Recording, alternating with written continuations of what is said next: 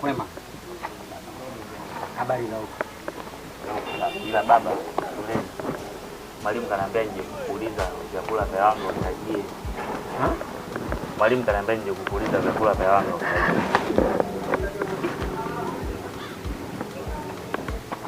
Vyakula vya wanga?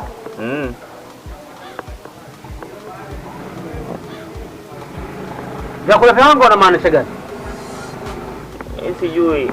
Mimi ndo ameniambia nenda kamuulize babako vyakula vya wanga, ndo nimekuja kukuuliza. Mwalimu nani anakuuliza vyakula vya wanga? Mwalimu wa sayansi.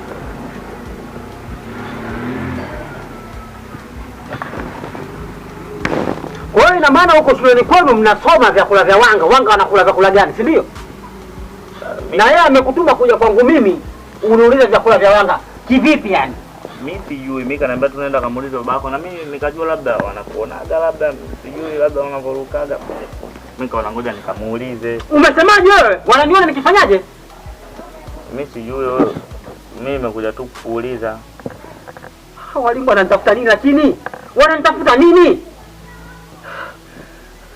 Vyakula vya wanga mimi nitavijua wapi?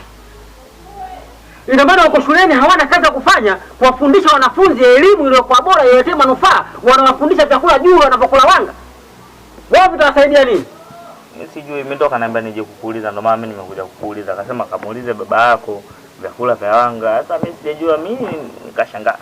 Baba ana vyakula vya wanga wapi na wapi? Mimi nikajua labda wanakuonaga, labda mnakutanaga. Ndo maana kaniambia nije kukuuliza. Au umemwambia wewe baba yako ni mwanga? Mimi sijawaambia kabisa, sijawaambia. Wewe pengine umesharopoka wewe. Umeenda kuambia wewe baba yako mwanga, ndio amekwambia uje uniulize mimi wanga nakula vyakula gani? Sasa kuanzia leo hakuna kwenda shule tena. Utakwenda kulima miogo pale. Inaota majani bure. Na umbea wako. Umeshakosa maana. Toka hapa.